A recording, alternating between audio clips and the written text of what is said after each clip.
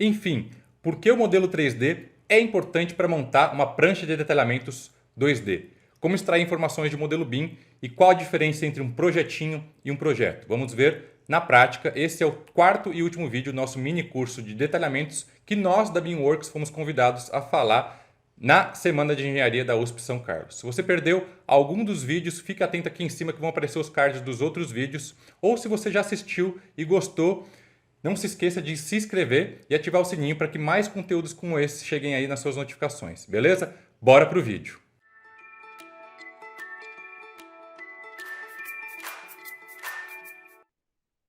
Vamos lá. Deixa eu só desligar minha câmera aqui agora, para vocês não ficarem prestando atenção muito em mim e focarem mais no plano. Vamos lá. A gente vai ver aqui como que as coisas funcionam na prática, né? Só que aqui a gente vai começar de trás para frente, tá? Eu vou mostrar primeiro os itens que existem dentro de uma prancha de detalhamento e nós vamos conversando sobre cada um desses itens, né? Qual que é a importância de cada uma das coisas aqui, por que a gente faz isso, por que a gente faz aquilo, né? Para depois mostrar como é que eu cheguei nesses desenhos aqui, ok? Começando do fim, então, pessoal, o resultado final, né, é a prancha de detalhamento. Isso aqui que a gente está vendo no total, tá? É uma prancha de detalhamento que nada mais é do que um papel grande, 1:0, 1:1, né, com diversos desenhos que ensinam como é que eu tenho que executar uma obra, tá? Eu posso dividir, né, os papéis, por exemplo, de uma obra de arte especial em dois tipos, né? Dois tipos de desenho. A gente vai ter vários desenhos, vários papéis, né, mas eu posso dividir ali, vamos assim dizer, em dois grupos, né? Eu tenho os desenhos gerais, as pranchas gerais, conhecidas também como pranchas de implantação ou pranchas de locação, tá? E existem também as pranchas de cada uma das estruturas separadamente. Como assim, né?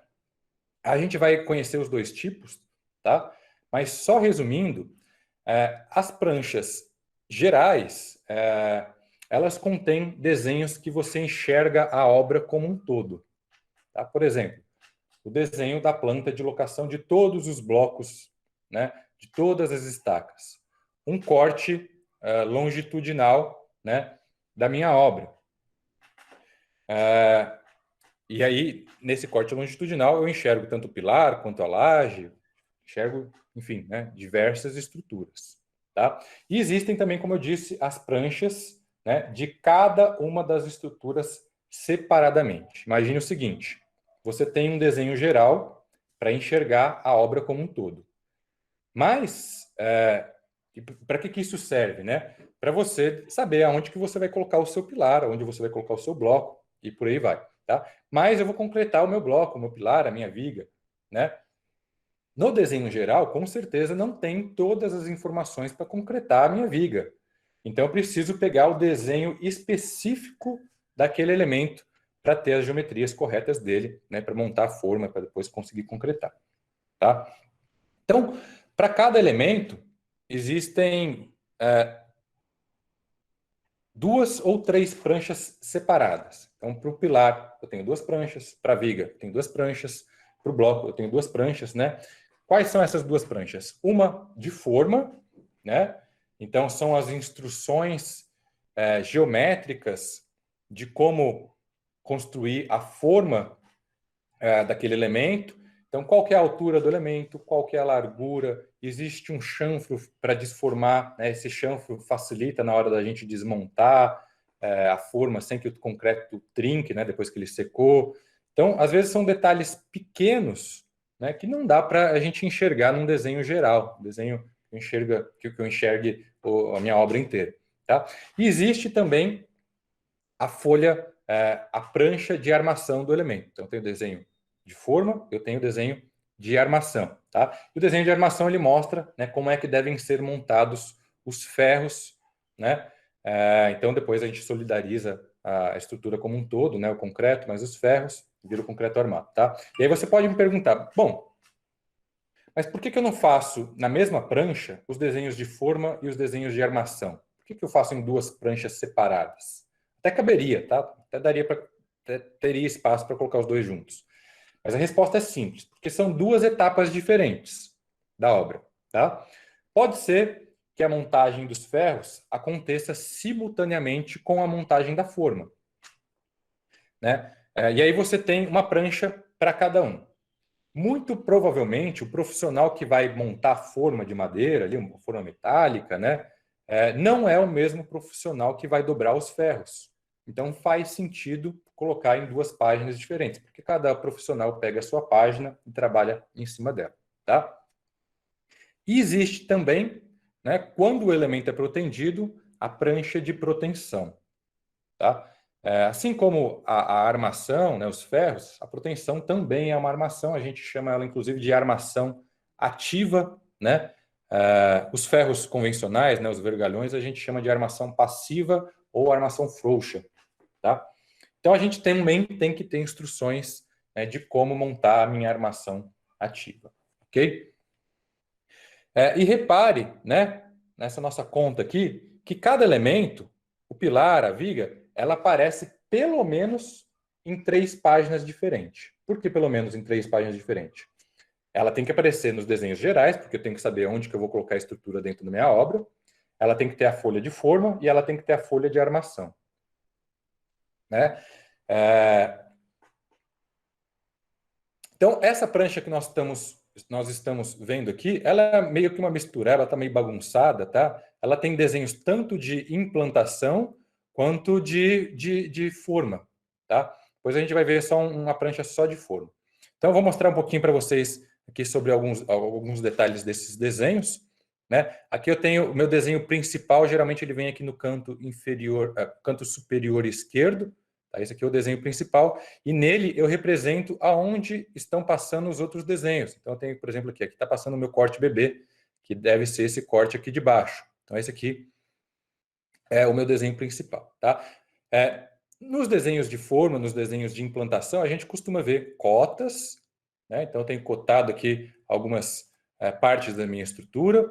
Eu tenho alguns textos indicando alguma informação, então a espessura dessa laje, isso aqui vamos ver, é a planta inferior do tabuleiro, apoios e laje de aproximação. A escala 1/100. Então, eu tenho cotas, textos, eu tenho aqui alguns eixos, né? Eixos de onde estão passando cada um dos meus pilares. Isso aqui falando para uma obra de arte especial, tá? Uma ponte, um viaduto. Então, aqui está o meu apoio 01, eu chamo o pilar de apoio aqui. Aqui está o meu apoio 02. Eu também tenho aqui os meus eixos onde estão passando os meus encontros. Já já a gente fala um pouquinho melhor o que é esse tal de encontro, tá? Mas encontro é uma estrutura de uma ponte, né? Como o próprio nome já diz, é onde a ponte encontra o terreno, tá? Então ela começa de um lado do terreno. Aqui eu tenho o vão livre da ponte, né? Então aqui eu estou cruzando um rio e aqui eu encontro o terreno lá do outro lado, tá? Bom, aqui embaixo eu tenho a seção longitudinal, né, do tabuleiro, apoios, laje de aproximação. Esse aqui é o meu corte bebê. Então, imagine que se eu estivesse cortando a minha estrutura aqui, era isso que eu ia estar enxergando. De novo, eu tenho aqui algumas cotas, alguns textos. Em seções longitudinais, isso aqui a gente costuma chamar também de elevação, né, porque é como se eu estivesse olhando ao nível dos meus olhos, olhando de frente para a ponte, né? Então, a gente costuma, além de ter cotas, né, convencionais, a gente também costuma ter cotas de elevação, tá? Fora isso, o restante parece ser mais ou menos o que a gente encontrou ali em cima. Descendo um pouquinho, a gente tem uma seção transversal, né? Então, corte CC, está passando aqui bem no meio da minha ponte, como se ele estivesse passando bem aqui, cortando a minha ponte bem aqui, né? E olhando essa direção, tá? Eu tenho tanto a seção transversal típica quanto a seção transversal engrossada. O que é esse tal de engrossada? Bom, é o corte DD, ele está passando bem em cima do pilar. E aqui a gente consegue ver, né, que é uma seção mais alta. Então, se eu, inclusive, olhar as cotas aqui, ela a total da seção, né, ela tem 107 centímetros de altura, contra essa aqui, a típica, que ela tem 57, né, no meio da ponte aqui. E descendo um pouquinho mais, a gente tem aqui, já são desenhos de forma, tá? Não são desenhos de implantação mais. Então, seção transversal dos encontros, seção transversal da laje de aproximação. Por quê? Porque isso aqui já é mais uma estrutura isolada. Tá? Então, por isso que isso aqui a gente costuma... inclusive, isso aqui talvez deveria até estar em uma outra prancha, tá? A prancha da forma dos encontros. Ok? E com esses desenhos aí, né, que eu mostrei para vocês, com certeza vocês já conseguem enxergar como é que vai ser a obra, né? Estou mentindo ou não? Mais ou menos, né, pessoal? Depois de um tempo de prática, eu garanto que vocês vão conseguir enxergar muita coisa só com esses desenhos aqui. Tá? Vocês vão conseguir ver como é que vai ser a obra tridimensionalmente. Mas o ponto que eu quero chegar, né, é que trabalhando pelo menos no Allplan, né, ou no software 3D, né, primeiro vocês vão criar o modelo 3D, para depois chegar nesses desenhos aqui. Então, não se preocupem, vocês vão aprender da maneira mais didática. Difícil é quando a gente tem que aprender a desenhar o desenho 2D, imaginando como é que é a coisa, como é que é a ponte em 3D, tá? E imaginando mesmo, porque você não faz o desenho 2D para depois fazer um modelo 3D, tá? Você só imagina, faz o 2D e morre ali. Então, uma pergunta interessante que eu queria deixar para vocês pensarem aí e responderem, eu não vou responder agora, só mais para frente, é bem simples, tá? Mas pensar nas vantagens em começar produzindo um modelo 3D para depois extrair os desenhos 2D, né? Qual que é a vantagem de fazer isso em relação se eu tivesse que trabalhar só com desenhos 2D? Então, imagine o seguinte, você tem alguns blocos aí na sua obra, tá? Esses blocos, eles aparecem aqui, né? Na seção longitudinal, eles aparecem talvez aqui na planta, eles aparecem na planta de locação dos blocos e estacas, né? E provavelmente eles aparecem também em alguns desenhos dos pilares. Por quê? Né? Principalmente nos desenhos de armação dos pilares. Porque a armação do pilar, ela entra no bloco. Tá? Então faz sentido, na hora que a gente for desenhar a armação do pilar, que a gente desenhe o bloco ali também. Tá? E aí uma situação muito rara que acontece em 2 projetos a cada um projeto é mudar alguma coisa no bloco. Eu não errei, tá? São realmente a cada 2 projetos que você fizer, um projeto você vai ter que corrigir alguma coisa no bloco. Impressionante. Eu já peguei um projeto que o bloco mudou uma vez, mudou outra vez, eu já tinha terminado todos os desenhos, né? Ele só muda depois que você acaba tudo, tá? E aí ele voltou depois para o primeiro bloco de novo. Então, em quantas páginas que esse bloco meu aparecia? Não sei. Tem projeto que tem 10 páginas, né? 10 pranchas, tem projeto que tem 15, tem projeto que tem 20, 50, 100, 200, 500, né? Mas a pergunta que eu tenho para vocês não é quantas vezes, em quantas pranchas que esse bloco vai aparecer, né? Se eu tivesse trabalhando no CAD 2D, como é que vocês acham que seria o processo de encontrar os desenhos desse bloco, né, e de corrigir? Então, eu teria que abrir a folha de pilares, eu teria que abrir os desenhos de implantação, eu teria que abrir os desenhos de bloco, procurando ele e corrigindo ele, porque ele mudou a geometria dele, né? Então, como é que seria esse processo trabalhando no CAD 2D? E como é que vocês imaginam que vai ser, eu vou mostrar daqui a pouco para vocês, esse processo de corrigir, né, trabalhando no Allplan, que é um software que a gente trabalha em 3D, tá? A gente responde, eu vou responder para vocês daqui a pouquinho. Então, acho que ficou mais ou menos claro para vocês o objetivo das pranchas gerais, né? Que tipo de desenhos nós encontramos aqui, né? Nas pranchas de implantação. Então, vamos partir para o próximo assunto, os carimbos, tá? Imagine o seguinte, né? Eu vou construir uma ponte, o motoboy chegou aqui para mim, entregou as minhas pranchas, né? E aí eu vou começar a construir ela. Ele me entregou 10 folhas aqui, 10 pranchas. Qual que é a folha que eu pego primeiro? Né? Não é um livro, né? Então, eu vou pegar a folha que tem o número 1, a página número 1 do meu manual, né? Provavelmente, uma das pranchas de implantação. E essas informações, se a prancha é de implantação, qual que é o número da página, né? Página número 2 aqui nesse caso, né? É uma prancha de armação, né? Essas informações elas vêm aqui no que nós chamamos de carimbo, que fica aqui no canto inferior direito. Tá? Existem 2 tipos de informação dentro de um carimbo? Existem as informações de projeto e existem as informações da prancha. Como assim, né? As informações de projeto, para quem que eu estou produzindo esse projeto? Quem que é o meu cliente? Quem que foi o cara que desenhou? Quem foi o cara que calculou? Quem que foi a empresa que calculou? Né? Qual que é o nome dessa obra? Qual que é o nome desse projeto aqui? E por aí vai, né? As informações de prancha qual que é o número dessa página, né? Quais desenhos que eu pretendo encontrar aqui dentro, que eu posso encontrar aqui dentro. Então a gente coloca essas informações aqui no carimbo. Existem duas formas de preencher o carimbo. Existe o carimbo inteligente, no CAD a gente chama isso de carimbo atributado, aqui a gente chama de carimbo inteligente, e existe o carimbo burro, né? Vamos assim dizer, onde eu tenho o campo cliente, eu dou um duplo clique aqui e escrevo o nome do cliente. Tá? Mas no carimbo inteligente, a gente também tem que preencher.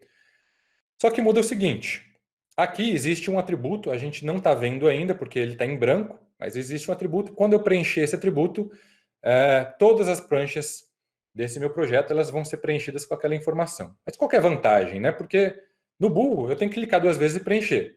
No inteligente, eu tenho que clicar aqui e preencher aqui. Parece que muda só o local. Né? Vou preencher aqui alguma coisa para a gente enxergar. Bom, a primeira vantagem, principalmente para os atributos, para as informações de projeto, é a seguinte: eu preencho em um único campo e ele vai preencher para mim nas 10 pranchas que eu tenho. Uma segunda vantagem é que se eu tiver que mudar alguma coisa, eu também vou mudar uma única vez e não vou mudar 10 vezes, né, para minhas 10 pranchas. Tá? Inclusive, é uma informação que às vezes vocês podem imaginar que não muda muito, muda muito. Por exemplo, o nome do projeto. Eu comecei esse projeto, ninguém me falou qual era o nome dele. Aí eu vou ser criativo, vou chamar isso aqui de viaduto do quilômetro 454, né? Passou algum tempo, alguém falou: puxa, esse nome não está legal, vamos mudar ele. Vamos chamar ele de viaduto do rio que sobe. Aí passou as eleições, isso aqui é uma obra pública, né? Então alguém escolheu: não vou mais dar de ponte do rio que sobe, que não faz sentido, vou chamar isso aqui de ponte do rio que desce. E assim por diante, tá? Então, se a gente não fizer um carimbo inteligente, adivinha quem vai ser o sorteado para abrir as 200 páginas desse projeto e sair mudando uma por uma. Tá?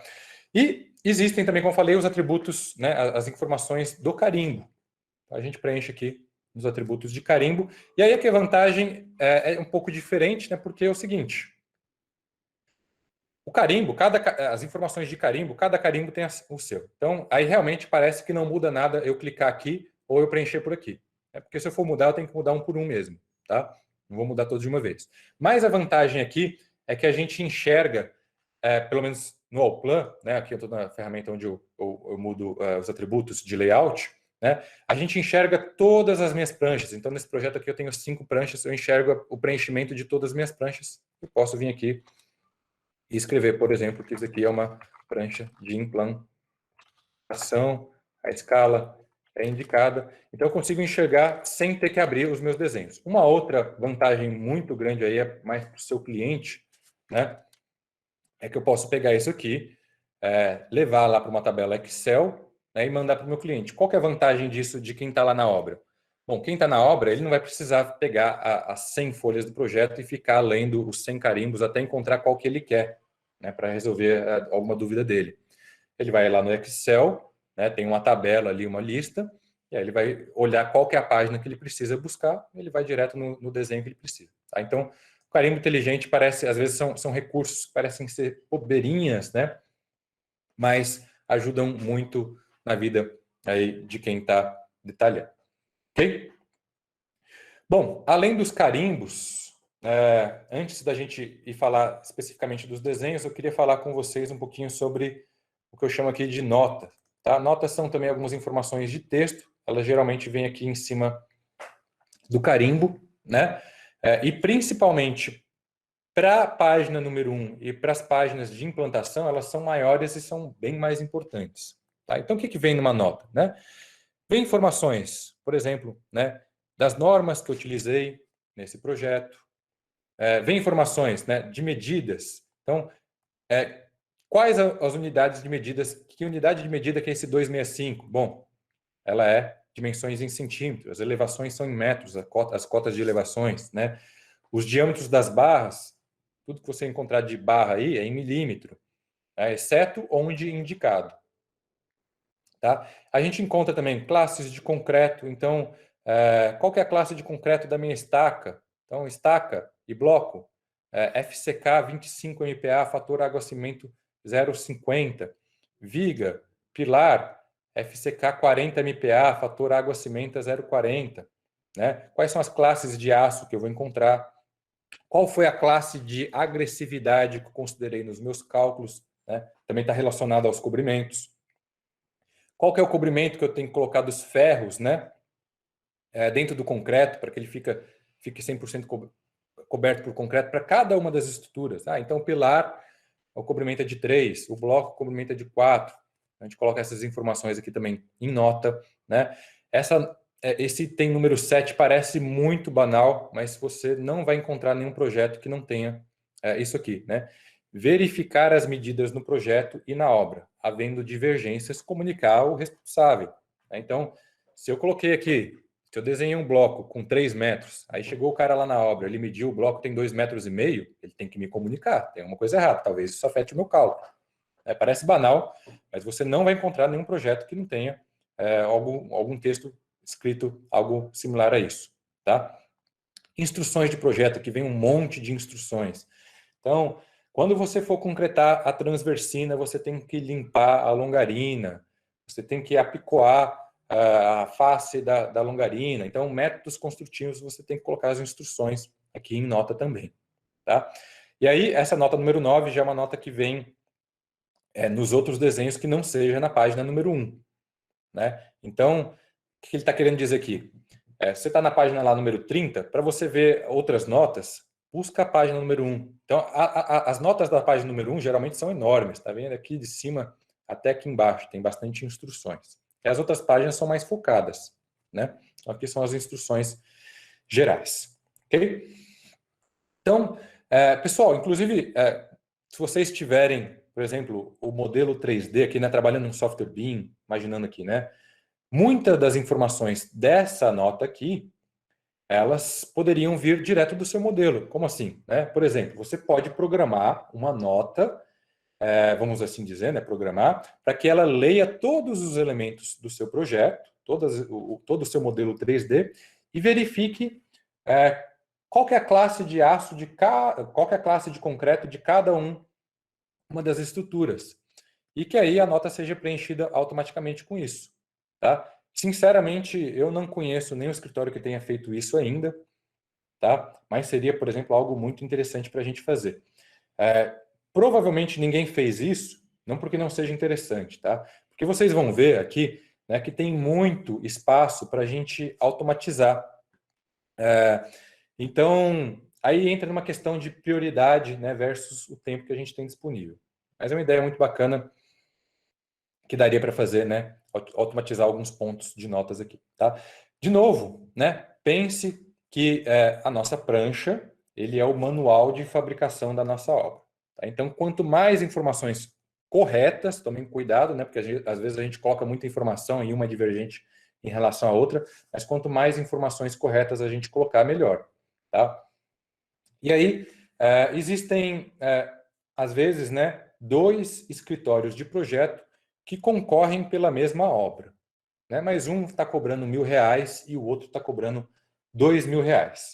Mas, poxa, né, ambos os escritórios, eles vão entregar a planta de locação dos blocos, né, isso é obrigatório, ambos os escritórios vão entregar a planta de laje. Então, aonde que está a diferença para um custar o dobro do outro? Tá? E aí eu trouxe essa mesma prancha aqui de vocês, que a gente deu uma olhada aqui agora, né? Só que no padrão mais barato. Tá? Aqui tem somente o mínimo necessário para executar uma obra.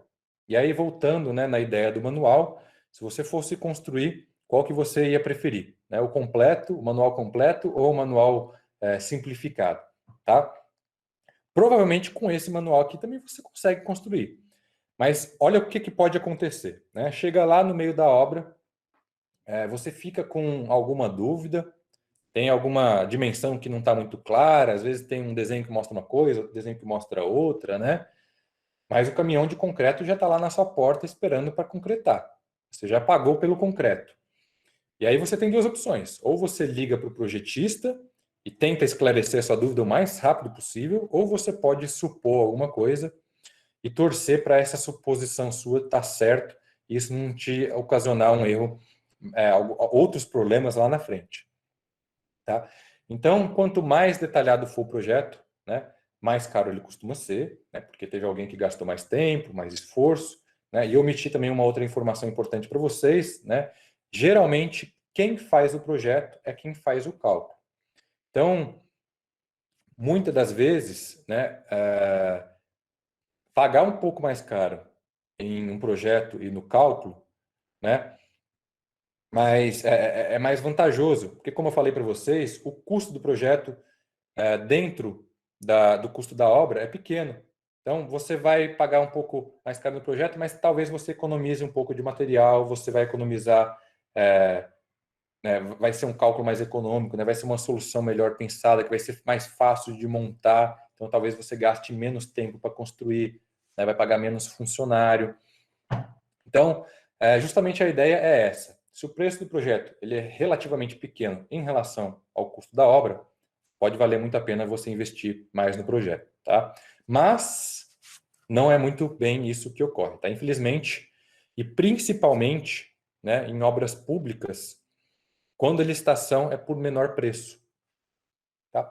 Então, vamos para o nosso segundo tipo de prancha, né, em um projeto de concreto armado. Aqui nós temos as informações da implantação, né? Já entendi como é que a obra vai ser no geral, então agora eu vou mostrar a forma do meu bloco, a forma da minha viga, e por aí vai, tá? O objetivo desses desenhos aqui é mostrar isoladamente, né, como é que vai ser uma estrutura. Antes de continuar, eu só queria mostrar para vocês o nosso canal no YouTube, da BIMworks Brasil, tá? Eu queria convidar todos vocês que são estudantes aí a baixarem uma licença estudantil. Então, quem é estudante, ele tem direito, né, a uma licença completa do Allplan, sem limitações, tá? E mais do que ter uma licença, vocês podem acompanhar os nossos treinamentos que nós postamos aqui no YouTube. Nesse momento, tem 2 treinamentos do Allplan aqui no YouTube, completíssimos, são os mesmos treinamentos que quem adquire, quem compra o software é obrigado a assistir, tá? Tem às vezes algumas pessoas que me perguntam, né? Ah, existe algum treinamento pago? Vocês vendem algum treinamento? E a resposta é que se você quer aprender a usar o software, se você quer aprender a modelar, enfim, né, extrair desenhos, o treinamento que seria pago é esse aqui que está de graça no YouTube, tá? O treinamento que nós vendemos hoje, e que também vai se tornar um treinamento gratuito, é o que nós ensinamos a você customizar o software. Então, nós vendemos cliente por cliente, né? Porque cada cliente tem um padrãozinho ali, às vezes um usa um texto diferente do outro. Então, eu ensino no treinamento pago apenas a colocar cores, fonte de textos, tá? Enfim, coisas nesse aspecto, tá? Mas nesses 2 treinamentos que tem aqui no YouTube, eu entrego todo um detalhamento, já um padrão de detalhamento bem comum aqui no Brasil, pronto para vocês, logo nos primeiros vídeos, e aí a gente vai focar em como modelar, como extrair um quantitativo, como armar uma estrutura, né? Como extrair desenhos. Então, existem 2 treinamentos. O essencial, tá? Detalhamento de estruturas de concreto, treinamento essencial, que inclusive, né, a gente modela aquela ponte inteira que a gente estava vendo, extrai alguns desenhos como aqueles que a gente estava vendo, e existe também um segundo treinamento que eu chamo de treinamento avançado. Os vídeos não acabaram ainda, a gente está postando eles ainda, tá? A base é a mesma, as ferramentas são as mesmas, mas a gente faz algo um pouquinho mais complexo, né, uma longarina. Então, tem armações mais complexas, tem proteção, né? Eu ensino a emitir os desenhos de forma, armação, proteção, que é os exemplos que nós vamos ver agora. Tá? Então, assistam esses treinamentos, os vídeos ficam aqui no canal da BIMworks, é só abrir as playlists aqui, né? E, inclusive, né, tem aqui dentro do treinamento essencial, um dos primeiros vídeos, eu ensino a pedir a licença acadêmica. É bem simples, só assistir o videozinho, é bem curtinho, 1 minutinho aqui. Vocês pedem licença acadêmica e depois seguem assistindo os vídeos aqui. Então vamos lá, voltar ao plan aqui. A ideia é basicamente a mesma dos desenhos de implantação, né? São até um pouco mais simples. A gente tem aqui o nosso desenho principal, né? A planta da minha longarina. Nele eu indico onde estão passando cada um dos cortes, né? Eu tenho aqui algumas cotas. Logo abaixo aqui eu tenho a minha vista AA, né? Que seria como se o meu observador estivesse olhando aqui de fora para frente da minha longarina. Né? E aí, uma pergunta pertinente, né? Puxa, como é que eu sei quantos desenhos que eu tenho que fazer? Bom, você tem que representar o máximo possível de situações. Então, eu tenho, por exemplo, aqui, vou olhar pelo modelo 3D. Eu tenho uma planta, eu tenho uma elevação, eu tenho um corte passando aqui onde a longarina é mais grossa, eu tenho um corte passando aqui onde a longarina tem uma faixa de transição, né, onde ela vai ficando mais fininha. Depois eu tenho um corte aqui onde ela é fina, depois eu tenho um corte onde ela tem um furo. Então você tem que dar o máximo de informações para que a pessoa não tenha dúvidas. Tá? Apesar de que se eu colocasse talvez aqui só esse corte aqui, a planta e a elevação, eu particularmente eu já conseguiria entender a longarina inteira. Mas a gente tem que pensar que na obra talvez a pessoa não seja tão especializada nisso. Tá? Aqui eu tenho a indicação de um corte, né, dentro de uma seção BB, aqui, que não é o meu corte principal. Fiz esse corte, representei ele aqui, poderia até representar ele em cima da minha planta, mas ele ia passar bem aqui, então ia ficar no meio dos textos, ia ficar no meio do desenho, não ia ficar bacana. Tá? Mas eu tomei o cuidado, por exemplo, né, seção BB, C, D, E, F, G, H e I. Eu coloquei o I embaixo do G, o B, o H embaixo do B, então eu fiz uma ordem cronológica aqui, uma ordem que é fácil da pessoa encontrar as coisas, tá? De quem for executar. Bom, vamos para um próximo desenho. Aqui tem as notas, mais, vamos assim dizer, né? Só um exemplo bobo. Com certeza a nota não veria com as mesmas informações que eu mostrei para você na nota da página 1. Aqui seria uma nota bem pequenininha, talvez com as dimensões, com a classe de concreto do elemento, essa nota número 7, como sempre, né? A nota número 9 e por aí vai. Tá? O restante a gente não precisaria colocar aqui. Então vamos para o desenho de armação. Bom, no fundo, a armação, os desenhos de armação são parecidos com os desenhos de forma. Tá? Eu tenho cotas, só que eu tenho que desenhar aqui o foco dos desenhos de armação não é a forma. Então, não tem uma cota de forma aqui, não tem uma cota indicando a altura da minha seção. Né? Eu tenho cotas indicando onde as minhas armações começam, onde elas terminam. Eu tenho desenhos de armação. Vamos entender alguns itens aqui dessa prancha. Tá? Então, o primeiro item que eu queria mostrar para vocês é o que eu chamo aqui de puxada das barras. Eu tenho um corte da minha longarina, da seção da minha longarina, né? Dentro desse corte eu tenho as barras desenhadas, só que eu puxo a barra para fora desse corte. Para quê? Para representar as dimensões dessa barra. Ficaria muito poluído o desenho se eu fosse representar tudo aqui no meio. Então, eu puxei ela para fora. Tá? E, junto com essa representação, né, da puxada da barra, eu tenho um textinho que indica a quantidade de barras que existem, né? Um nome dessa barra, na verdade, um número dela. Cada barra aqui, o nome dela seria definido por um número. Então, eu tenho o N1, o N2, esse aqui é o N12, tá?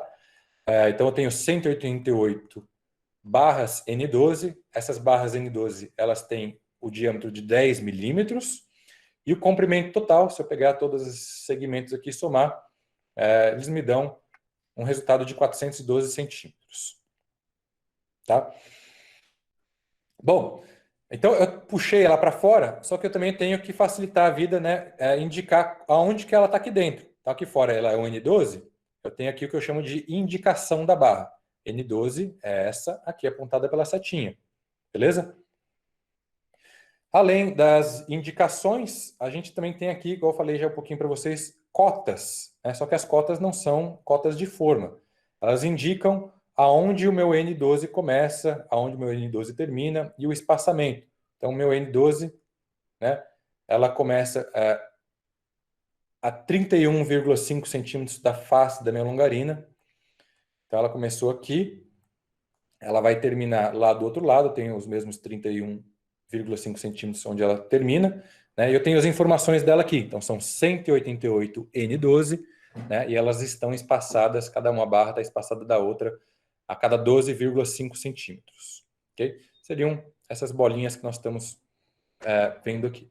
Então, além das cotas, das puxadas e das indicações, vou mostrar aqui uma tabela de variação das barras. Então, existe uma barra, o N13, né? Ela é variável. O que isso quer dizer? Está escrito aqui, N13 ver tabela. Tabela é essa que está aqui do lado, né? Tabela de variação. Tá? Então, existem 32 N13, o N13 é FID 10, e o segmento do N13 que varia é esse indicado pela letra A aqui. Então, eu tenho duas barras do N13 que o segmento A mede 15 centímetros. Né? Se eu somar todas as dimensões, inclusive o 15 centímetros, essa barra ela vai ter um comprimento unitário de 378 centímetros. E aí, se eu pegar duas vezes, né, o comprimento unitário, eu tenho 756 centímetros no total para essa primeira variação do N13. Ok? Bom, então a gente falou agora, inclusive, sobre barras variáveis. E continuando aqui, vamos falando um pouquinho sobre outras tabelas, né? Uma tabela de aço e um resumo de aço. A tabela de aço, eu indico aqui barra por barra, o N1, o N2, o N3, qual que é a classe de aço do meu N1, qual que é a bitola, o diâmetro do meu N1, quantas barras eu tenho do N1 no meu projeto, nessa folha aqui, perdão, qual que é o comprimento unitário do meu N1 e qual que é o comprimento total, né? 16 vezes 692 dá 110 metros. Então, vamos olhar o comprimento unitário, por exemplo, nosso N13. Ó, N13, né, que é a nossa barra variável, está escrito aqui variável. Mas eu posso pegar o comprimento total, né? É só eu ir somando esses valores que estão aqui no total, ou somando, né, esse vezes esse ali, eu chego no comprimento total, tá? Existe também uma tabela que a gente chama de resumo de aço. Então, o resumo, ao invés dele separar as barras aqui pelo nome delas, né, N1 e N2, ele separa pela bitola. Então, eu tenho barra CA50 de bitola 6,3. No total, para essa longarina, eu preciso de 291 metros, né? Então, voltando, né? Deixa eu só abrir a folha de novo aqui. De armação. Então, por que eu preciso das minhas tabelas aqui de aço e resumo de aço? Né? Então, eu vou construir, eu vou dobrar os ferros da minha longarina, né? Vou comprar primeiro os ferros, por exemplo, da bitola aqui de 10 milímetros. Quanto que eu preciso comprar de ferro? Preciso comprar 1.436 metros, ou 886 quilos, né? De uma barra de bitola de 10 milímetros. Tá? Então, alguém vai pegar esse papel aqui, vai comprar isso, né? As barras vêm de 12 em 12 metros. E aí o que ele vai fazer? Né? Ele vai pegar uma barra de 12 metros e vai cortar, por exemplo, os meus 436 centímetros, né? Para fazer a minha primeira barra. Ou melhor, vou até pegar um exemplo que tem mais barras. Ele vai pegar aqui os meus 412 centímetros, né? Cortar a barra de 12 metros para fazer essa barra aqui. Então, ele pegou aquela barra reta, cortou, levou lá para a mesa de dobra, e aí ele vai dobrar a barra exatamente com essas especificações aqui. Depois que ele tem essa peça, ele vai pegar as 188 peças, né? Ele vai pegar essas 188 peças e vai colocar junto com outras barras que já foram dobradas, né? E aí ele vai começar a montar o que a gente chama de gaiola, tá? Então, acontece, né, que provavelmente ele vai montar essa gaiola no chão ali do lado, talvez, da pessoa que esteja montando a forma, né? E depois essa gaiola, ela tem que entrar, ela vai ser içada, né? E ela tem que entrar dentro da forma. Então, vocês têm que ter certeza que as dimensões dos ferros que vocês detalharem aqui vão estar corretas, porque são duas etapas diferentes, tá? Se você errar um ferro, ele vai jogar tudo fora e aí alguém vai ter que pagar a conta desses ferros, tá? Não é nada barato. E aí, de novo, né? Levem muito a sério o detalhamento, tá? Então vamos para o nosso último desenho aqui de proteção, e aí depois a gente vai mostrar como é que a gente chega nesses resultados aqui. Tá? Então, pessoal, né, o desenho de proteção eu vou até falar um pouquinho mais rápido aqui, né, só para não dizer que eu não abri ele. Aqui em cima eu tenho o desenho principal, né, uma elevação, depois eu tenho uma planta, e aí depois eu tenho cortes aqui a cada 2 metros, né, de 200 e 200 centímetros aqui. Então, ele mostra nesses cortes aqui aonde que o centro do meu cabo tem que estar alocado, né, a cada 2 metros, e isso aqui é muito sério, tá? Eu já vi projetos em que a pessoa não se deu ao trabalho de representar, né, corte de metro em metro. Aqui eu fiz, inclusive, de 2 em 2 metros, porque é só um exemplo, mas o correto seria fazer de metro em metro. Qual que é o problema disso? Né? Você tem aqui a elevação, né? Você tem a planta. Dá para ter uma noção ali de onde está os cabos. Mas se eu movimentar o cabo, às vezes, 1 centímetro, 2, 3 centímetros para cima ou para baixo, né, o meu cálculo muda tudo. Tá? Essa longarina ela foi calculada para ter exatamente essas posições do cabo. Não é à toa que o meu cabo começa aqui em cima, né, ele tem essa barriga, aqui embaixo tem um trecho reto, isso aqui não é à toa, foi calculado assim. Tá? Eu não fiz essa barriga aqui por causa da gravidade. Aqui no centro da longarina, eu tenho as fibras inferiores do meu concreto tracionadas. Em cima, tem as fibras comprimidas. Então, eu tenho um momento predominantemente positivo, né? Então, por isso que o meu cabo está passando assim, aqui embaixo, né? Para comprimir as fibras que estão aqui embaixo, né, tracionadas, tá? Para combater esse momento positivo e ajudar as barras positivas que estão aqui embaixo. Ok? Não é à toa, por exemplo, que eu tenho esse ângulo aqui de 10,6 graus. Então, pelo amor de Deus, não faça um projeto que quem vai executar vai ter que supor alguma medida aqui, tá? Entregue os cortes, faça algo preciso, exatamente como foi calculado, né?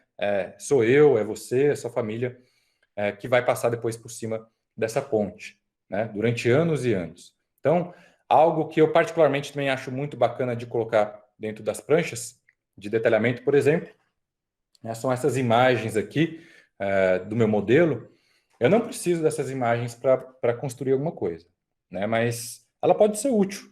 Ela mostra aqui, né, que eu tenho 4 peças desse N7, ó, e que elas têm que ser colocadas intercaladas, giradas em 90 graus, uma em relação à outra. Então, pode ser que isso aqui evite algum erro, né? E aí eu tenho uma história interessante que um colega uma vez me contou, né, justamente sobre erros de projeto, erros de proteção. Ele estava trabalhando em um projeto, não era ele quem estava detalhando, né, mas enfim, quem detalhou fez os desenhos de proteção, tudo certo, desenhos bonitos, colocou uma tabela, um resumo, né, e antes de seguir, só para explicar, só para mostrar o resumo para vocês, né, esse cabo aqui é o meu cabo 01, né, como se fosse o meu N01, ele tem 5 cordoalhas, 5 barras, né, ali dentro, vamos assim dizer, com um diâmetro de 12,7. Cada uma dessas cordoalhas ela tem um comprimento de 25,7 metros, né? E se eu pegar todas as minhas 5 cordoalhas, eu preciso de 128 metros de cordoalha, né? Então, continuando, os desenhos dele chegaram lá na obra, só que o mestre de obra percebeu que tinha alguma coisa errada, né, com o comprimento total das cordoalhas na tabela. Tá? Ele viu que o que estava na tabela era menor do que precisava nos desenhos. E as cordoalhas, se vocês olharem um pouquinho aqui, elas têm que ser, na verdade, maiores. Elas têm que ficar 90 centímetros, no meu caso aqui, que eu detalhei para fora. Tá? Isso aqui é a representação da cordoalha para fora aqui da viga. Porque depois vem um macaco aqui, ela puxa essa cordoalha aqui, né, é o que torna essa viga protendida, que faz a proteção ou a pretensão da viga. Tá? Então, o mestre de obras percebeu esse erro, né? Antes que ele tivesse comprado e cortado as cordoalhas, tá? Senão ele teria que ter jogado tudo fora, né? Não tem como emendar uma cordoalha na outra, não tem como aproveitar, tá? Depois que ela foi cortada. E aí ele avisou o chefe do escritório, né, que tinha um erro, e o chefe decidiu ensinar o projetista, né, dando um susto nele. O chefe chegou chamou o projetista e disse o seguinte: poxa, cara, me ligaram lá da obra e me mandaram uma conta de R$ 100.000 de cordoalhas, né? Não são só 5 cordoalhas, né? Geralmente numa viga, são muito mais cordoalhas e tem um monte de vigas idênticas, né? Então, me mandaram a conta de 100 mil reais de cordoalhas, porque eles disseram que as cordoalhas elas eram menores e não dava nem para colocar o macaco para puxar elas. Então, liga para aquele pessoal lá idiota, né? Manda eles mandarem essa conta lá para a família deles, né? Fala que eles não sabem nem fazer um círculo com um compasso. Ensina para eles lá como é que a gente faz projeto, né? Mostra para ele quantos anos de experiência você tem aí. E aí o projetista, né, deve ter vindo aquele frio na barriga, né? Ele balançou a cabeça, foi direto ver os desenhos lá e viu que realmente estava errado, né? Imagina a dor de barriga que esse cara não teve, né? O susto que ele não levou até ele descobrir que, felizmente, alguém tinha percebido o erro dele antes de cometer uma besteira maior, né? De cortar e comprar as cordoadas. Então, vamos lá para o model agora e entender um pouco de como é que esses desenhos são feitos. Bom, aqui está o modelo 3D da nossa longarina. Vou abrir aqui, deixar o modo renderizado, né, que são as janelas de trabalho. Tá? Imagine, né, que eu quero criar aqueles nossos desenhos que a gente viu lá no layout. Eu quero criar eles aqui, né, mas eu quero criar no método CAD. Então, o que eu faria? Bom, vou pegar uma ferramenta de linha aqui, né, esquece todo o modelo 3D, e aí eu vou só... A imagem está me atrapalhando um pouquinho aqui. Deixa eu ver se eu consigo... Não, para essa barra sumir, tá bom. Então, eu vou desenhando a minha seção aqui. Né? Tem 15 centímetros para cá, 15 centímetros para cima, 100 centímetros para cá. Vou desenhando uma seção transversal da minha longarina. Então, 25 para cá, com 15 para cima. 15 para cima. 70 para cá. Começa a ficar mais fácil lá do outro lado já. 25 e menos 15. 100. 15. 15. Menos 15. E fechei o meu desenho aqui. Então, desenhei o meu primeiro desenho, né? Preciso depois cotar esse desenho aqui e já levar lá direto para o layout. Assim que eu trabalho no CAD. Poderia também fazer aqui, por exemplo, uma elevação dessa longarina no 2D. Isso aqui imaginando, né? Lógico, que eu nunca fiz uma longarina, não tenho nenhum desenho para copiar, então eu estou fazendo aqui meio que do zero. Tá? Não acontece muito assim, a gente geralmente pega um desenho e copia ele e vai modificando. Tá? Então, não é só desenhar linhas 2D, tá? Que representa a minha longarina. Eu também tenho que tomar o cuidado de seguir um padrão de espessuras de linhas, de layers, né, dos meus desenhos. Não sei se vocês repararam lá no layout, mas existe uma convenção de como representar a estrutura. Por exemplo, as linhas, se eu estivesse vendo essa longarina de frente aqui, né, o que eu enxergar? Enxergar um quadradão. Né? E essas linhas que eu estou vendo de frente, por fora do elemento, eu represento, por exemplo, uma cor verde, né, uma outra espessura de linha. Tá? As linhas, esse aqui seria um corte passando por aqui. Né? Então, as linhas que estão cortando a minha estrutura, eu represento na minha convenção uma cor azul, uma linha mais espessa. Eu não vou entrar muito a fundo nessa questão de representações. Tá? Quem fez aí já a disciplina de desenho técnico já vai ter uma noção sobre isso. Quem não fez vai aprender. Tá? Mas, resumindo, no meu padrão, as linhas que eu estou vendo de fora, né, são as verdes contínuas. As linhas ocultas, se tivesse alguma coisa, uma estrutura aqui por trás, seria um vermelho tracejado. Né? Se eu estiver cortando a estrutura, é um azul contínua. Né? Cada cor representa para mim uma espessura de linha. E a gente faz isso, nessa questão de cores e espessuras de linha, né, se é tracejado ou não, para dar uma ênfase no desenho. Como assim? Né? Para que quando eu plote o desenho e alguém vai enxergar, para que ele tenha uma sensação de profundidade. Então, uma linha mais espessa, a linha azul é mais espessa, ela quer dizer que está mais na frente, né? Eu estou cortando, então eu estou enxergando isso aqui na frente. A linha vermelha, que é uma das mais finas, ela está lá no fundo, tá? Já a gente vai falar um pouco mais sobre esses padrões, tá? Mas deixa eu mostrar para vocês como é que eu faria o modelo 3D dessa longarina aqui. Então, vou aproveitar que já tem aqui na tela, né? Vou pegar essa seção aqui, vou aproveitar ela para fazer meu modelo 3D, vou só rotacionar ela aqui algumas vezes. Peraí.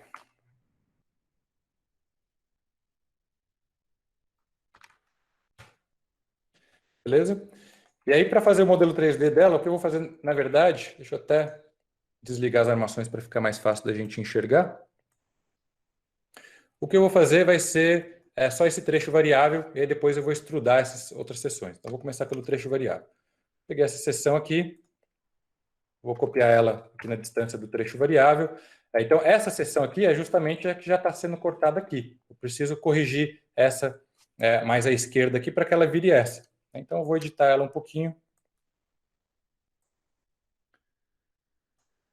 Vou engrossar ela.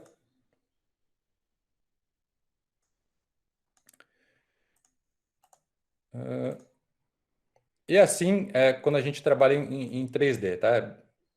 É similar ao 2D, porque a gente vê também linhas e tudo mais, mas é algo bem mais visual, tá? Então, a longarina ela tem um ponto bem chatinho, né, na forma, que esse ponto aqui, ele converge para dois outros pontos. Então, a gente tem que usar um processo um pouquinho mais chatinho, que eu tenho que indicar para o software, né, na hora de modelar, quais são os caminhos que cada um dos meus pontos de um lado tem que chegar no outro. Tá? Então, a gente tem que fazer aqui por meio de linhas, ligando meio que um liga-pontos aqui. Tá. Coloquei errado. Deixa eu copiar essa aqui que vai ficar mais fácil. Para cá. Para cá. Falta a última aqui. Só falta eu replicar essas linhas lá para o outro lado, então eu vou espelhar elas. E agora eu já tenho tudo que eu preciso para modelar o meu solo. Então, uma das ferramentas de modelagem que eu vou utilizar é essa Sweep Path, seleciono uma seção, a outra seção, e depois eu venho selecionando os caminhos que uma seção tem que ir para a outra. Tá? Vou girar o modelo para achar os caminhos mais fáceis aqui também.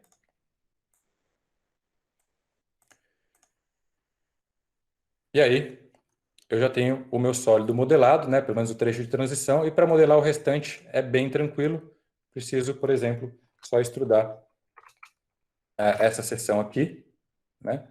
E essa seção aqui, e aí depois replicar essa longarina, espelhar ela de novo, né? Unir os dois sólidos, e aí eu tenho o modelo 3D dela, tá? Então, assim que eu faria o modelo 3D do meu elemento. Mas como é que eu chego nos desenhos 2D que estão lá na... Deletei aqui porque aqui tem uma longarina igual, tá?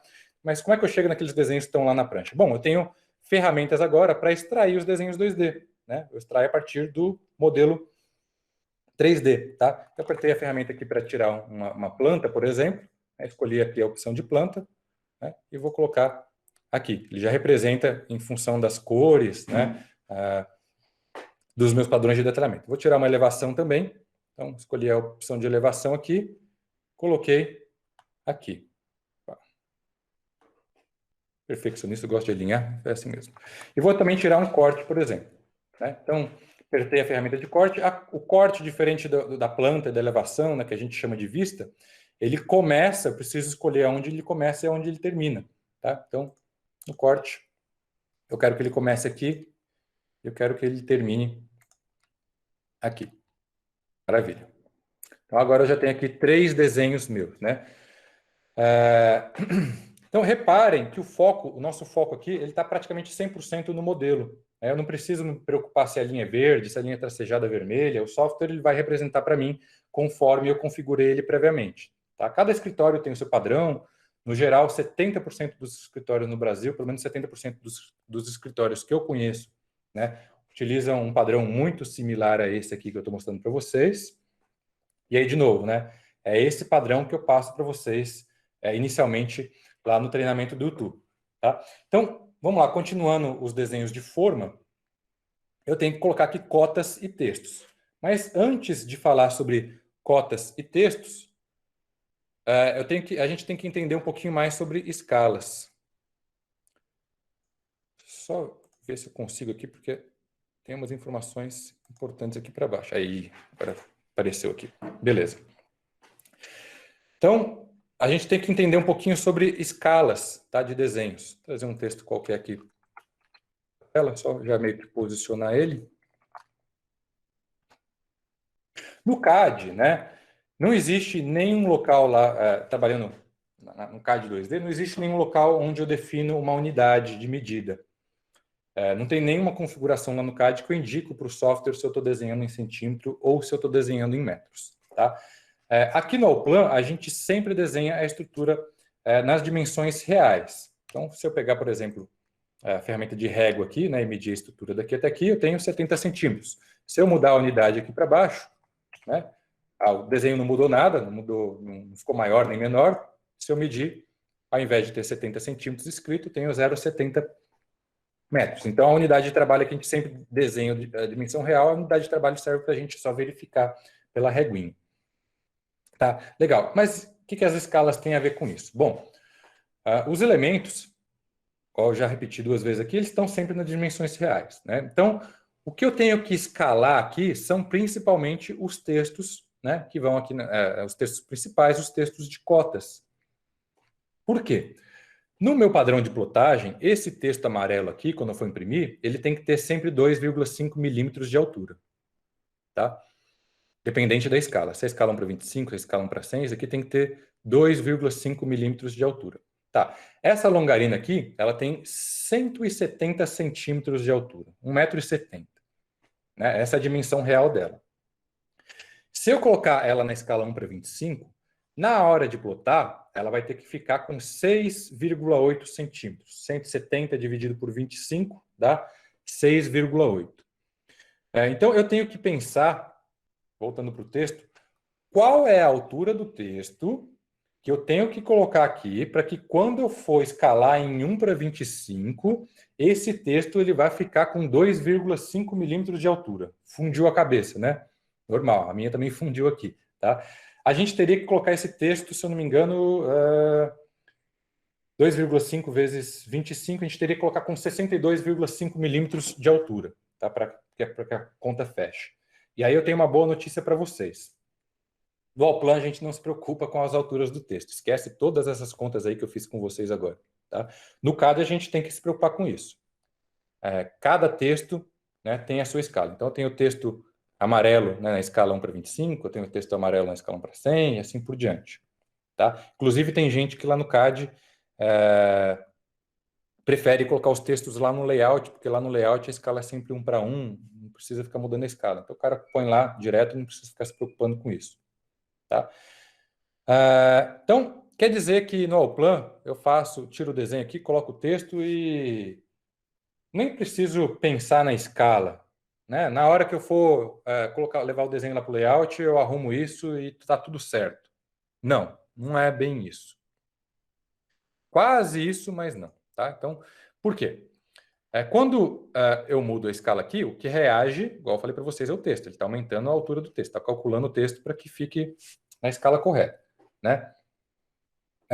Então, o texto está correto, o desenho está correto, mas se a gente reparar, a distância do texto, né, até o desenho 2D, ele mexeu.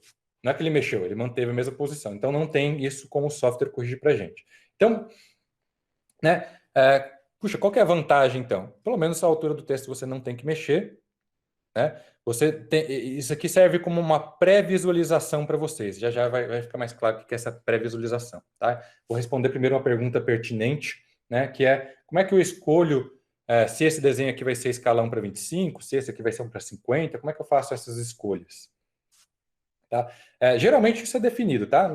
Todas as minhas pranchas de longarina, por exemplo, dependente do projeto, a elevação é 1 para 50, o corte é 1 para 25, a planta é 1 para 50, então já virou meio que um padrão meu.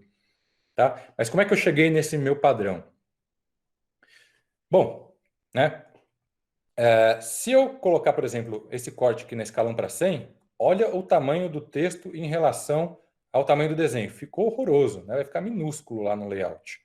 Então, a gente tem que... Por isso que isso aqui é uma pré-visualização. Isso aqui serve para a gente ter uma noção de como é que está o texto em relação ao desenho, e é assim que pelo menos eu, costumo escolher as escalas. Então, por exemplo, 1 para 25, vou fazer aqui algumas cotas, né? Pegar uma cota aqui, fazer uma cota vertical, e aí um outro detalhe, né? Eu vou fazer uma cota na escala 1 para 25, não preciso me preocupar com a escala, mas eu preciso me preocupar com a distância. Qual que é a distância que eu costumo colocar da cota para o desenho? Eu costumo colocar múltiplos de 25. Né? Então, por quê?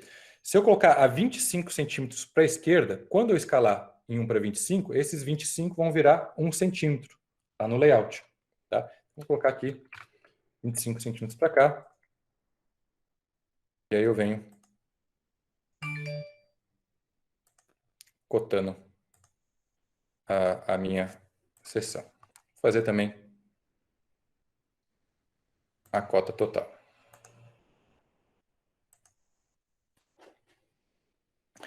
Então, se eu aumentar muito a escala, por exemplo, voltar para 1 para 100 aqui, ó, não tem sentido colocar esse desenhozinho pequenininho aqui com esses textos enormes. Então, geralmente é assim que eu costumo escolher, né? Textos, tamanho de cotas que fiquem coerentes, né, lá no layout. Tá? Quais são as escalas usuais? 1 para 1, muito raro encontrar, não é usual, né, mas talvez.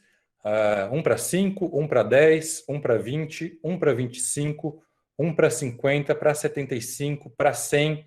E aí, depois do 100, já não são mais desenhos tanto de forma, né? São mais desenhos de implantação. Aí depende do tamanho da sua obra. Vai ter que fazer o desenho caber dentro do seu layout. Então, se é uma obra muito grande, você vai ter que usar uma escala maior. Talvez 1 para 500, 1 para 750. E por aí vai, tá? E aí, respondendo aquela pergunta que eu deixei para vocês lá no comecinho, né? Qual que é a vantagem de trabalhar primeiro em 3D, principalmente dentro do Allplan? O que acontece, por exemplo, se eu mudar aqui, a gente deu aquele exemplo do bloco, não sei se vocês lembram, né? Mas o que acontece, por exemplo, se eu mudar a altura da minha longarina aqui pelo desenho mesmo? Não estou nem mudando pelo modelo, né? Então, a altura aqui está com 25 centímetros, essa parte inferior. Eu peguei esse desenho com a elevação, eu vou subir 5 centímetros. O meu modelo já atualizou, eu fiz a alteração pelo desenho, né? O meu corte aqui que estava 25 já mudou para 20, inclusive as cotas já foram corrigidas, tá? Então fica tudo interligado. Trabalhando com 3D, trabalhando em um projeto, um software que te permita trabalhar em BIM, né? Inclusive, se eu tivesse uma tabela com o volume aqui de concreto dessa peça, também já teria sido atualizado.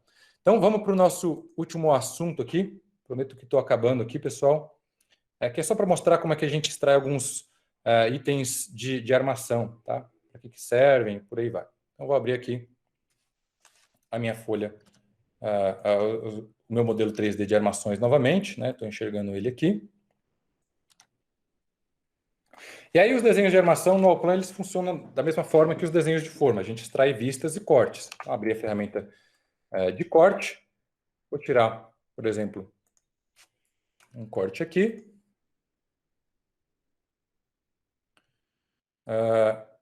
E vou também tirar, por exemplo, um corte aqui.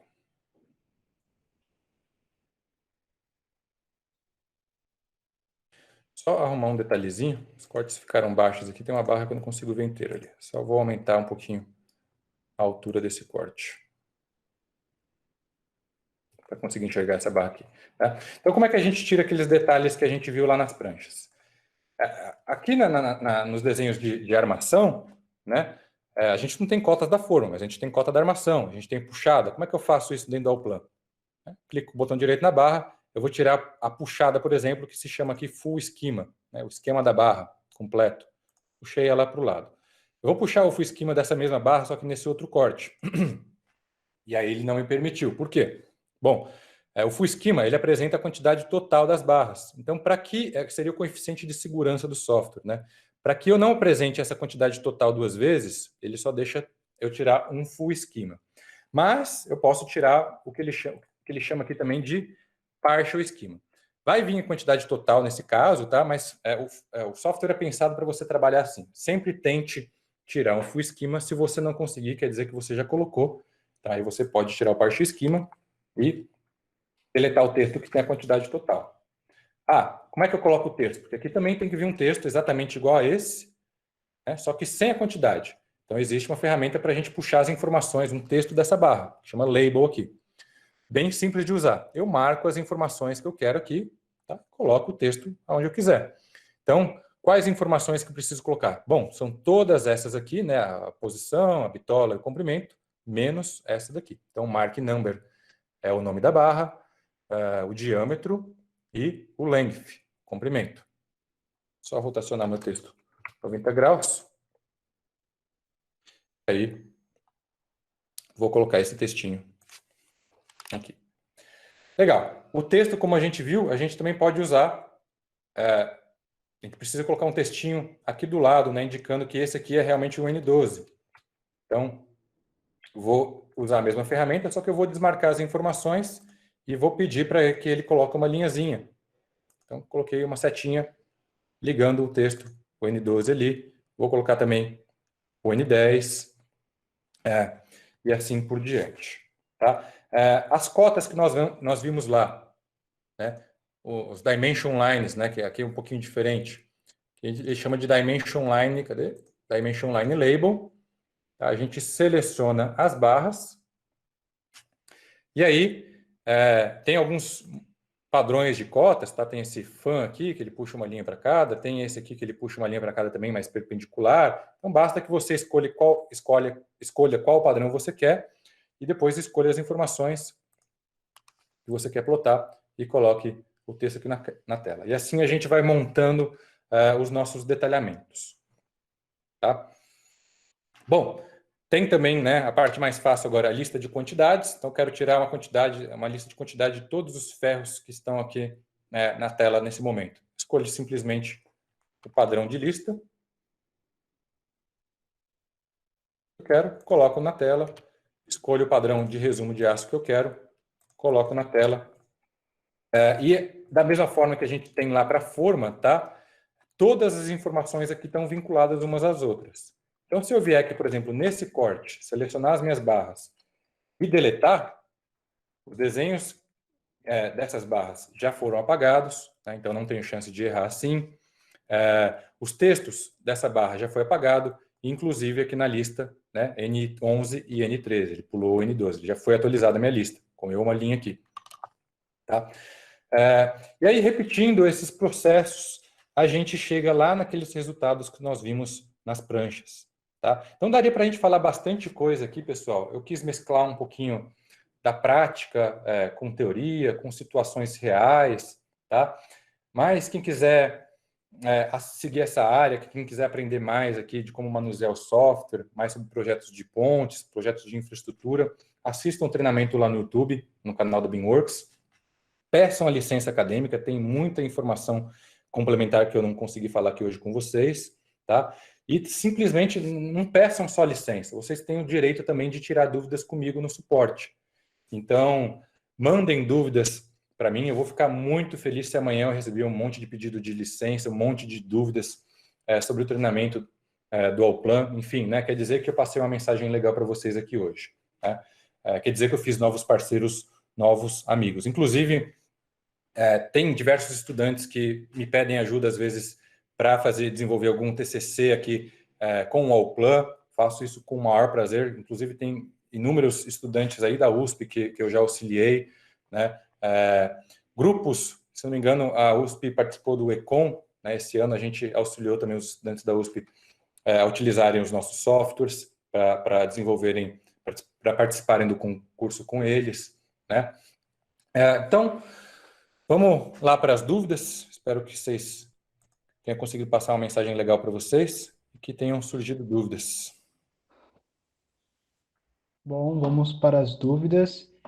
Mas antes, informa a todos que o link para o feedback já está disponível no chat.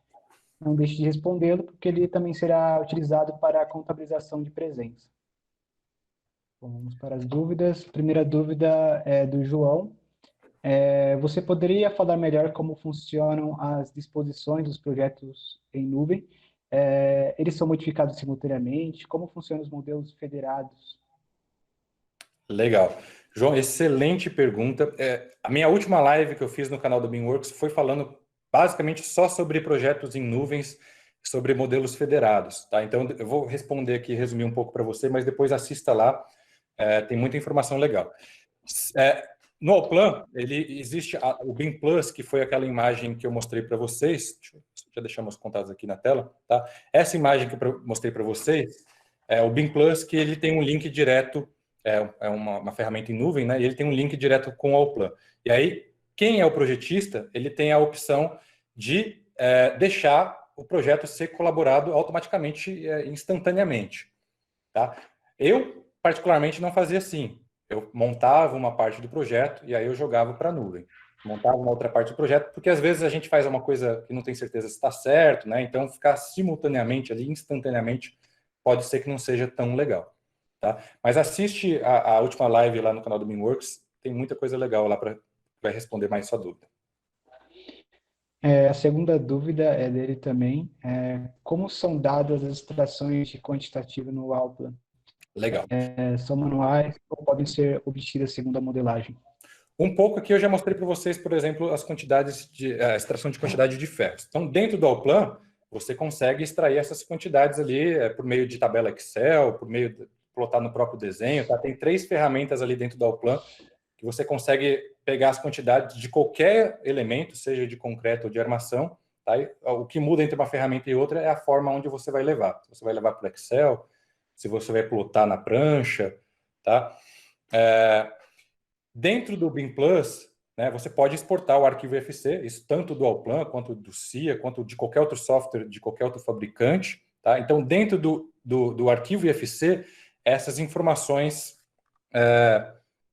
de quantidade, elas têm que ir. Tá? Então, lá dentro do BIM Plus, o BIM Plus é uma ferramenta que, diria assim, 80% dela é gratuita. Praticamente todos os clientes aqui no Brasil usam ele de forma gratuita. E aí lá você consegue também puxar as informações que você exportou do Allplan, né, por uma tabela Excel, tá, de quantidades. A próxima pergunta é da Ana. Com este software, é possível fazer projetos de estruturas em materiais diferentes do concreto, como metálicas e madeira? Olha, madeiras eu já vi muita gente utilizando ele. Tá? Metálicas, existem outras soluções que talvez estejam mais bem preparadas do que ele. O foco dele, como vocês viram aqui, são funções de concreto. Tá? Você não tem uma biblioteca ali de ligações metálicas, por exemplo. Então, você vai ter que alimentar o software, talvez você tenha que programar para você ganhar mais produtividade. Mas você pode modelar qualquer coisa. A modelagem nele é livre. Só que vai te dar um pouco mais de trabalho, porque ele não vem, por exemplo, com uma biblioteca de metálicas pronta. Madeiras, como são elementos que não tem, assim como o concreto, né, não tem muito uma forma específica, então ele é muito utilizado também. Eu vi bastante gente utilizando ele. Bom, o João perguntou se teria como entrar em contato com você depois do mini curso. Só para deixar evidenciado aqui. Deixa eu expandir aqui a tela aqui. É aqui? Vocês estão vendo minha tela ainda, né? Esses aqui são os meus contatos, podem anotar, tá? Podem entrar em contato comigo. Converso com todo mundo com o maior prazer. Então, acho que não tem mais nenhuma dúvida. Eu peço novamente para o pessoal responder o feedback, já está disponível. E acho que a gente pode concluir. Legal. Bom, eu gostaria de agradecer a BeamWorks pela parceria que estabelecemos nessa edição da SEC. Espero que possamos estabelecer outras parcerias ainda mais enriquecedoras nas próximas edições do evento. Muito obrigado, Gustavo, pelo excelente curso ministrado. Acredito que tenha sido bastante proveitoso para todos. E, Gustavo, te dou mais um espaço para se despedir do pessoal, dar alguma recomendação final. Fique à vontade. Legal. Obrigado pela participação de todo mundo aí, tá? Eu espero ter realmente colaborado com um pouquinho de conhecimento, com um pouquinho de experiência com vocês. Contem comigo se vocês precisarem, contem com todos nós da BeamWorks. Todo mundo já foi estudante, né? E esse contato com a universidade, como foi o meu contato hoje com vocês, é uma maneira que eu posso retribuir um pouco a comunidade acadêmica, tá? Então, eu sou muito grato pela academia, aliás, né, sem ela, eu não seria engenheiro, tá? Então, Muito obrigado, pessoal. Um forte abraço aí. Espero encontrar vocês em outras situações.